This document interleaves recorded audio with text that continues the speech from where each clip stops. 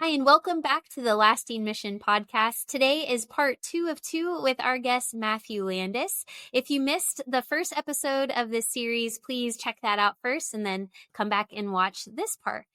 Without further ado, let's jump right in. I mean, for me, I was attacked immediately in my mind. Devil trying to get me.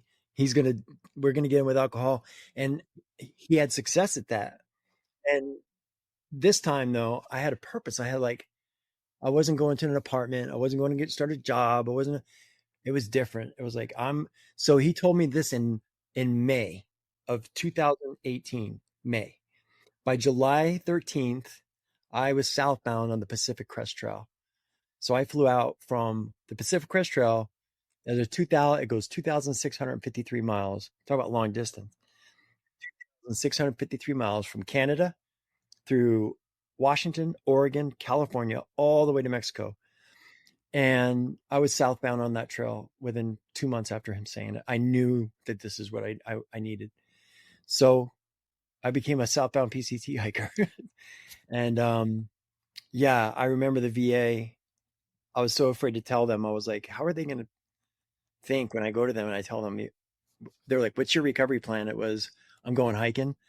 But they were like, what can we do to help? What can we do to support you? And they came up with a plan for me. They came up with an action plan. Like, they were, number one, get to the airport, just simple, small steps. And it got me there. And on that trail hike, it was 5.5 months.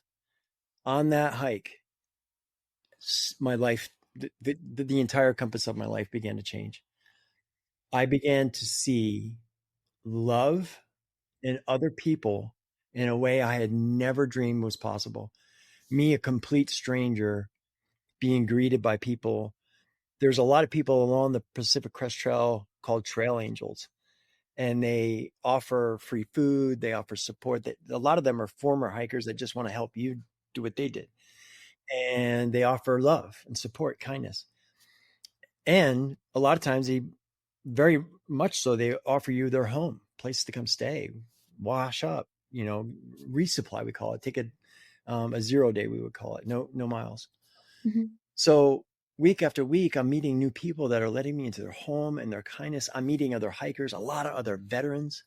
Mm-hmm. And what I did was I had started a Facebook and was kind of just putting pictures up and showing photographs of my hike. And all the veterans that were back at the VA in Sheridan were like, dude, they were so cheering me on. And they were like, we want to do that. How can we do that? So I had this purpose now. Like, I had these guys watching me. I had to hike. So I began to hike for suicide prevention, because there were so many veterans even back there that were just, I lost more friends in that year. So I was like, I can turn this into something of kindness. And once it became something bigger than me, it really, really, really began to shift. My spirituality opened up. My relationship with God began to nurture. I began to hike knowing that there were people that I could actually give inspiration to, that they may want to do it. And sure enough, it did. There were 2 other veterans that very next year that left that same VA and flew out and went southbound on the exact same footsteps I did and did the PCT. So it made somewhat of a difference. Totally. Yeah. And you did more too, like to help other veterans, right? Like, didn't you tell me you had reached out to some outdoor companies just to help get people some supplies? Yeah. I would love to hear more about. Yeah. Well, so I loved that hike so much that after the first time I did it, I wound up slipping up again, drinking again, and wound up in California. And I remember a hiker friend of mine, I called her and I was like, I don't know what to do with my life, the whole 9 yards. And over again, I just kept calling her, like, what do I do? What do I do? And finally she was like, the only time I've ever seen you happy is when you're hiking. Why don't you do it again? So I did. I got all my stuff packed up, flew out west, and almost to the same day in July, I was southbound again on the PCT. Now, this time, things shifted. And the difference was most noticeable to me now in my photography. because I used to take pictures of the mountains, the scenes and stuff. But now my pictures were like going of people looking at mountains. I was interested in people. I was interested in building like relationships. And the people, the other veterans now behind me became a bigger, much bigger following. And a lot of things, a lot of challenges that they had were supplies. They didn't have like a backpack. They didn't have the sleeping bag. They didn't have the ultralight stuff that it takes to be able to do an adventure like this. It's expensive. And so it came upon me to, why not just ask for help? So I started contacting some major outdoor companies like Gregory Backpacks, Osprey, Enlightened Equipment, Farm to Feed, you name it. And every one of them was like, yeah, where do we send it? So I started getting some gear sent to my friends, and they would do like an exchange. They would be like, okay, you take this sleeping bag, you test it out for us on the trail, write something about it, and then just keep it. So I began to get all this stuff. I had so much stuff. I was sending it to my mom. Like, I'm serious. So, but things were coming into focus here. This is where the intersection of a gift that you have meets a need that you have, right? And is received by the people that it can help. I really felt that that's what was happening. So again, though, even though all this good, I became what I would call a functioning alcoholic. I stopped doing drugs and continued drinking. I couldn't quit the drinking habit. I just couldn't. Well, I finished that trail December 29th, 2019. I was actually the documented last southbound Pacific Crest Trail hiker before COVID hit. So it was crazy. But now I had all these veterans that were like hikers and they wanted to do something. So I was like, I have to create something. I got to create like a website or do something and stuff. But all my friends were like, dude, you take amazing photographs. Like you should think about becoming a photographer. So, in 2019, when that COVID did hit and I finished that trail, I had no place to go. Mm-hmm. So I wound up going back to that VA in Sheridan, Wyoming. And they had like a domiciliary program there that you could go stay. You didn't have to go through treatment because Matthew didn't need treatment again. Right. Right. Well, once I got kicked out of the domiciliary, they were like, you can either go through treatment again, or you can, you're on your own. So, but, and actually I had mentioned before that I developed seizures. It was then, right mm-hmm. then and there, when I started to develop seizures, my brain and my liver were literally shutting down. I was off the charts with the labs for liver failure. And I remember the neurologist and I sitting down, he said, Matthew, you can choose to drink again, or you can choose to live. But you're at the point where, and they told me later, like this happened just like 2 years ago. I was talking to a friend that works there. We were waiting for the day that we got the note that you were one of the vets that passed. Because every day there's so many vets that go through there. They look at the news and they look at they'll have a morning briefing and it'll say the veteran's name and and that he passed. It won't say any other details. But they were expecting my name on that list. And that horrified me. When I heard that, I was like, oh. But yeah, sorry, that shocked me just saying that. But where was I? I'm so sorry. No, you were talking about being back in Sheridan and you'd come off the trail. It's like COVID time. You're sort of figuring out what's next for you. Right. So it was in that year that I went into treatment, and I was blessed with the opportunity to get a service dog. I had been waiting and hoping to get a service dog for so long. And because of my seizures, mm-hmm. I was able to take a new service dog that I fell in love with into the program with me. And to this day, I don't know how he and I connected. He was about to be put down on an Indian reservation, and we just met and we just bonded, and we went through that program. And that was the last treatment program I've ever gone through. But in that treatment program, I went back to that Celebrate Recovery again. And it was inside that the inside that Celebrate Recovery, see, it's just like AA and NA. They use the same 12 steps. It's the same 12-step program almost everywhere you look. It's really the foundation of any recovery is the 12 steps. Admitting that you're powerless, that's like the hardest thing in the world to do. Well, that's number one in every first step. This one just happened to be a faith-based one. It was based on a relationship with God. That for me, a lot of people, it doesn't work, but for me, it clicked, it worked.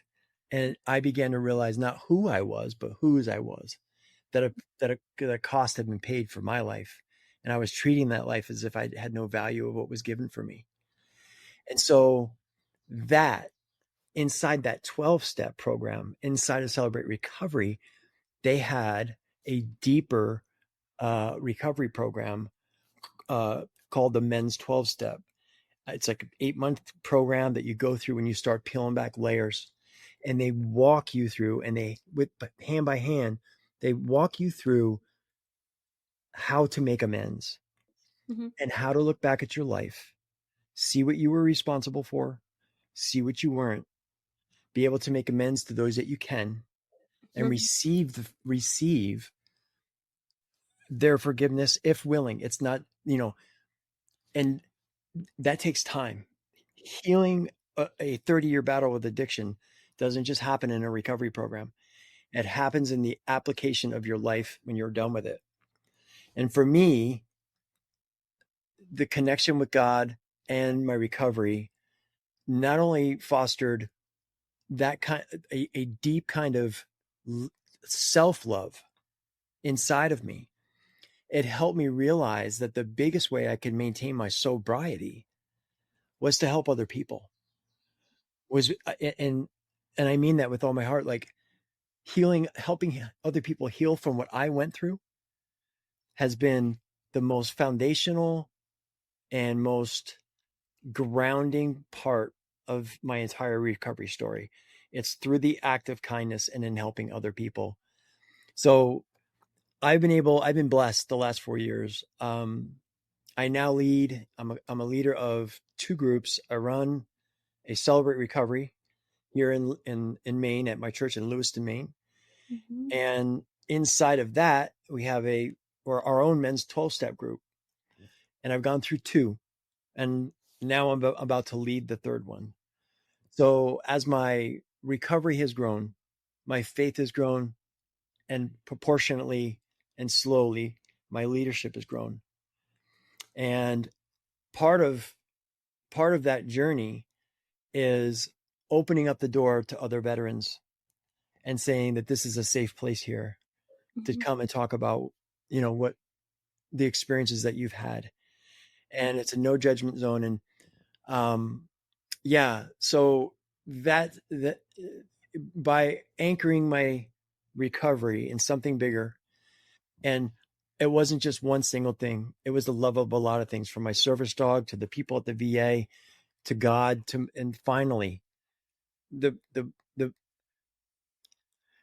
most powerful discovery I've ever made in my life is that all the love and all the things I was searching for, and all the drugs and drinking I did, and all the trying to get over all the pain I had seen. I haven't even touched on the subject with you of my childhood trauma. But I was able to finally see that all that I was looking for, I truly already had inside myself. It was just covered. It was covered by a lot of darkness and a lot of sadness. But I'm telling you, it's in all of us. It truly is. It's hard to see, hard to imagine it's there, but it's in there. And by covering it with drugs and drinking, I just got so blinded. I couldn't fathom that. Why would who could love me? Who would love me? I was seeking my worth in the love of other people instead of standing in my worth for what God had done for me. So, yeah. Oh, well, I just want to congratulate you. I hope it comes across as sincere as I mean it, because it's been so many years of hard work and practice that you've put in. But congratulations on your recovery and your sobriety. And all that you've done to find that. It's inner peace is really a lot of what you're talking about, and Yes. self-love, right? Yes, ma'am. Um, and I just think that's so powerful. And we sort of, we didn't glaze over it, but we've talked a lot through Mission Roll Call and through the veterans and families that we serve. You know, they've highlighted that veteran homelessness is a top priority, right? Addressing Yeah. that. And as somebody who lived that, I'm just so curious, like your perspective on that crisis right now. And maybe, I know we don't have like a one size fits all solution. If we did, we'd be doing it. But just from your end of someone who's lived that, Yeah. what are your thoughts on like the veteran homelessness crisis in America? And do you think it's something that, you know, maybe the VA could be more heavier involved? I know they already have a lot of programs, a lot of effort behind it, but I'm just so curious, like that component, because your story has so many elements to it. But that Yeah. piece in particular, I think is really hard for people to conceptualize with our stereotypes of what homelessness can look like. Yeah, sure. So for me, I would say the homelessness that I experienced was a very deep, a deep reflection of the loneliness of self I felt. Um, I wasn't just without a home; I was without a spirit. I was without myself. You know, I was completely lost. Now, veterans, a lot of veterans, a lot of homeless in general, they're there for their each one of them's got their own story, their own reason for getting there, right? And a lot of things, a lot of situations are have a lot more to do with mental health problems that are undirected. I see that a lot. So I live up in Maine, and I'm not far from Portland and several other towns that have a very large homeless population. And the one thing I remembered feeling through it all is there help? Like, is there a way for a veteran to get up off the street? Like, how do I qualify? You know, I felt very undeserving, and like I had let myself, my country, my family, everyone down. Like, who would want to take me in? But it was honestly, it was through the kindness, you know, the genuine kindness and love of other people. Um, I believe that being transparent about my story, it builds trust, because if I try and sugarcoat it and I don't just say this is what happened, then I'm doing a disservice to myself and my country and my other veterans. Just being open and honest and just saying this is what happened. I made I think homelessness gets very spiraled.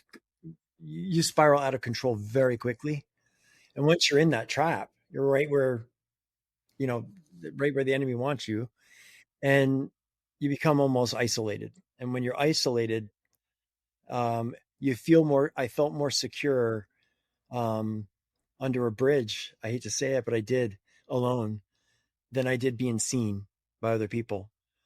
So I tried to isolate myself, and but the resource, but I've seen is a big gap between the resource and the veteran. You know, um, a lot of veterans that I've gone down in Portland here, we have a place called the PRC, the Portland Recovery Center, and we started a weekly veterans gathering there every Thursday night. We had met, and in that, as a lot of veterans came in, some of them were homeless, and people were like, oh, "I didn't even know this was here. I had no idea this whole building was even here. I didn't know what, like, there's food, there's bus tickets, there's all this stuff that's available that they just didn't know." Mm-hmm. So we came up with a plan to like put little Ziploc bags together with a couple bus tickets, a uh, uh, like a QR code thing that you could scan if you had a phone. Um, that would give you a list of all the things. On the back of it was a list of all the things that were local resources, the numbers that you could call, little coins that had uh, the 1-800 crisis number on it. Just something, you know, to give that, you know, some of it would wind up in the trash, some of it would be looked at and wondered. Mm-hmm. Um, but what I found to be for me the most helpful thing was when I heard other people's story that they too were in where I was and that they came out of it. Like sometimes all it takes is just one person reflecting on what they did, and by them acknowledging that they were there, they know how you feel. It's like feel, felt, found. I know how you feel. I felt the same way, and what I found out was this. Mm-hmm. And there are so many resources, even just up here in Maine. That's one of the reasons why I moved here. There are resources for vets. Um, but by getting from, you know, by getting from like, how do you get from homeless to healed? And a lot of people will hear my story, and it sounds like I just had this like overnight transformation, and now God gifted me with this ability to share it. I had the gift, and each one of us has a gift inside. Their veterans are, I mean, so I don't know if you've ever seen it, but they have a thing called the Veterans Art.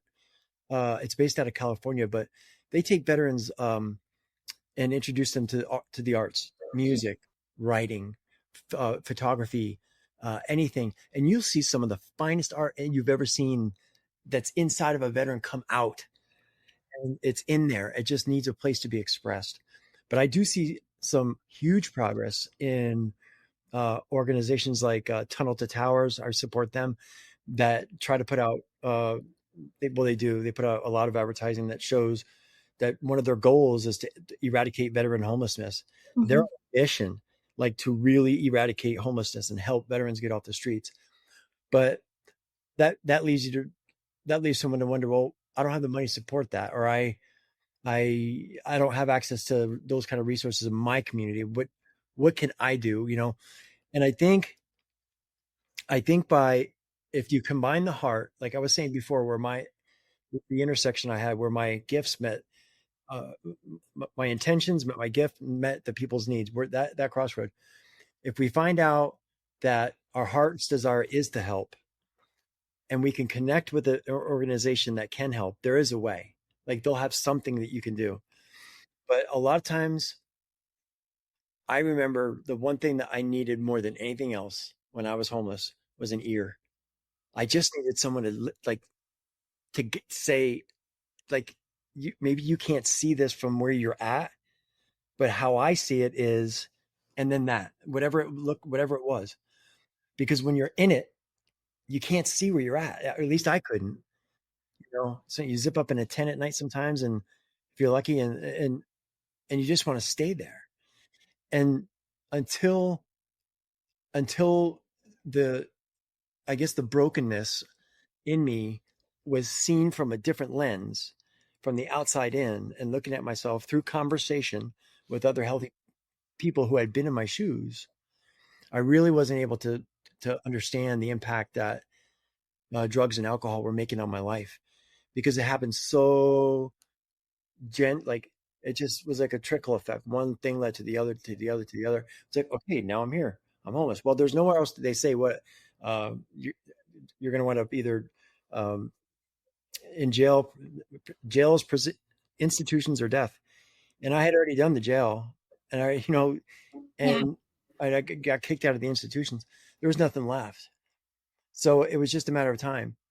But I, again, and I've, I've kind of went back to this a few times, but once I was able to connect spiritually to something, and I never, I don't, I'm not, even though I run a Celebrate Recovery program, I don't push, and I don't like try to pull either people towards looking at God or Jesus in a different way. Um, I simply offer what he did for me, and if he did that for me, he'll do that for anyone. And I'm just a dude. I'm just a guy. Dude from New York. I'm nothing special. I just Matthew. So if he took me and chose me, it was like, I need you for something. He needs everyone if you're hurting from something, if you're hurting from, whether it's drugs, alcohol, gambling, homelessness, mental health, childhood trauma, everyone's suffering from struggling with something. Everyone. Mm-hmm. Mm-hmm. And when I try to correct myself and say when I tried to fix that all myself. I kept falling back down into the trap of I'm the one who's got this. I can do this, and it becomes a repetitive problem. But by finding this 12-step program through Celebrate Recovery and starting to peel back the layers Mm-hmm. stuff, I was able to really get to the things that were, to me, it was about, let's figure out, why did I get homeless? Yeah. Why did I pick up the drink? Why was I continuing to, because until we found that out, until I started discovering the roots of the problem, I was just going to continue growing weeds. I was, you know, through from relationships uh, to jobs to everything, the pattern just kept repeating until I found that my strength didn't come from anything outside. It wasn't going to come from a new job. It wasn't going to come from a new car, a new home, a new. It came from. It started from within myself, just a small little self reflection that I do have it what it takes, and I began positive self affirmations, telling myself I'm worthy, telling myself I am loved, that I'm wanted, and you, I think we become what we think about the most. And if we wonder what we think about the most, we can just look at our environment and we can look around us and see what we've surrounded ourselves with. That's what we think about. And, you know, I've been honored and I've been blessed to, I believe, use the gifts that I've been given. And they're simple gifts, being able to love people kindly and speak to them and listen to them. That's the number one gift that God's given me. That gift was silent all those years. I was quiet. I never said anything. But if you have that gift, going down and just with a friend or group of people to a veterans camp and just bring a dozen donuts and a cup of thermos full of coffee and just sit and talking can change their life. And then you can start to share some of the things that have helped you, whoever you may be, that however your road got you to healing, you know? So I hope that kind of. What do you mean? Oh my gosh. It was so profound. And what you said at the beginning choked me up. Hopefully I can reiterate it without like crying. But you said I didn't just like have a home, I didn't have myself. And I think Right. that's such like a powerful message. That's very relatable. And you don't have to have gone through a mental health struggle, although most of us do, or substance abuse or all these other things that you had stacked against you for people to understand how you got there. Right. Right? That Yes. and I've told you before, I have a family member who experienced homelessness, and I carried a lot of shame with that because I had this preconceived idea about what homelessness looks like. And Right. it didn't look like that in my Right. family. And it was Right. really a lack of family support. It was a lack of resources. It was a bad transition from the military. Yeah. And it challenged these ideas I had about veteran homelessness. And I think what you're saying is just so beautiful of just how you put that. Not the experience wasn't beautiful, but No, how you iterated it is something that I think a lot of people can resonate with. And I don't want to sound self-promoting on the mission roll call side, but we believe what you believe about storytelling and why there's so much impact and power in that, because by sharing those stories, even these really vulnerable details of your yeah, life and these struggles that you've had, somebody is going to listen to this, Matthew. I guarantee it. And they are going to relate to something that you've said. I hope so. And even if they personally haven't gone through it, they probably have a family member or a friend or somebody Yes. worked with before, and they're going to say, you need to listen to this. Right. You need to do this or watch this or read this and find an avenue to get the resource or support that they need. Yeah. Sometimes just to feel heard, even if they're Yeah. not ready to take that next step, which is what you're saying about just taking the time to listen and Yeah. share. So I hope like this is the foundation of what Mission Roll Call is built on, is hearing from veterans and their families and people like you and the experiences that you've gone through, the good, the bad, and the ugly, because people can relate to it, even if they're on a completely different path of that That's struggle. right. That's Yeah. right. Yeah. And Just, it does also lead to, when you get to a place of a little bit of peace, there are things that the VA offers that even I didn't know about at the time, but the vocational rehab program, Mm-hmm. where they'll put you back through a new career of any kind. So I was like, well, I'll do that photography thing. And so I'm in school. I'm a photography major at Southern New Hampshire University, and they helped me get the camera. They helped me get the supplies needed, the printer, a computer. Like they'll help you if you just have like a little bit of of effort, that they will jump on that because they want to help heal you. And I think that for me, there was something inside the photography that I didn't know. Like right now, I'm a wildlife and nature photographer. It's what I do. But it started with taking pictures of like everything, and then you kind of narrow it down. Yeah. And but now I'll take like my photography, my story of the hiking, and my story of overcoming addiction, and kind of combine it. And my hope is to make like either write a book or like maybe I don't know, short like documentary or something like that that could be shown like in every VA hospital in the world. Like so they know that there was a dude out there who had it really, really bad, and if he can do it, you can do it. Oh, that's so special. I'm so excited for you that Thank you. in the next part of your journey. And just, did you have any closing thoughts or anything else that you wanted to share? I mean, there's been so much in here that we could write a whole book or do a documentary on, but anything else you would want to share? I need to share that childhood trauma is lifetime trauma. It affects you every step of every path of your life. And one of the tools that I have used was doing that exact thing, sitting down with my younger self at any age and saying what I know now to that person. What would I say? I would go through it all again for an event that happened my first year in sobriety. My daughters and I still hadn't spoken. I had no clue what they were doing in their life. But at 2 o'clock in the morning, my phone rang, and I looked down, and it was my daughter calling me. I answered, and I remember her saying, "Dad, I'm in trouble. I'm in a hotel room in Denver, Colorado. I'm alone. I've been doing drugs. Some bad stuff's been happening in here. I don't feel safe. Everyone's turned their back on me. Mom's not talking to me. No one's listening to me. And I don't think I'm going to make it." That's exactly what she told me. That afternoon, I had my daughter in a rehab. I blew up every phone I could in Denver.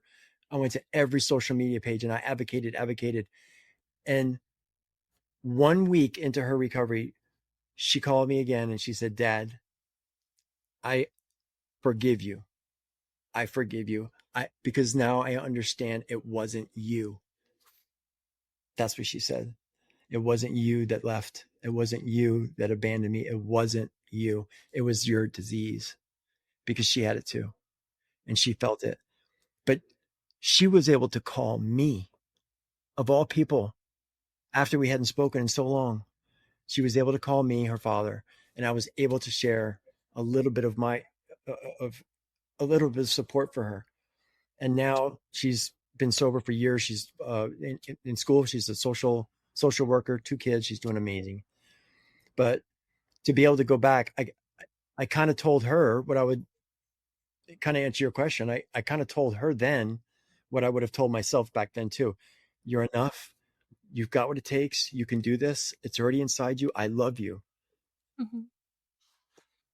Oh, pause for the power of that message, right? It's how many people need to hear that. And just like you said, childhood trauma is lifelong trauma. It doesn't go away. Yeah, Um, absolutely. yeah. Well, we just thank you so much again for your strength, your resiliency, just for your willingness to share this story. Yeah, I'm absolutely. just grateful to you for doing that. And like I said, this is a big priority for Mission Roll Call too. Is figuring out how we can solve this veteran homeless crisis in Yeah. America, or just provide more support, more resources, another avenue for people to share their stories and their voices. And for those watching or listening, thank you for doing that. And we'll have Matthew's story featured on our website as well. We'll have a blog if you'd rather read about it, which I'm really excited to write and to share. And we're also going to be diving in more this year on our homelessness research, just shedding a light on, the true nature of what's happening and how we can better support those who have served and their families. So Matthew, from all of us, just thank you again for being here. And thanks to everyone for watching The Lasting Mission today. Been a blessing. Thank you so much.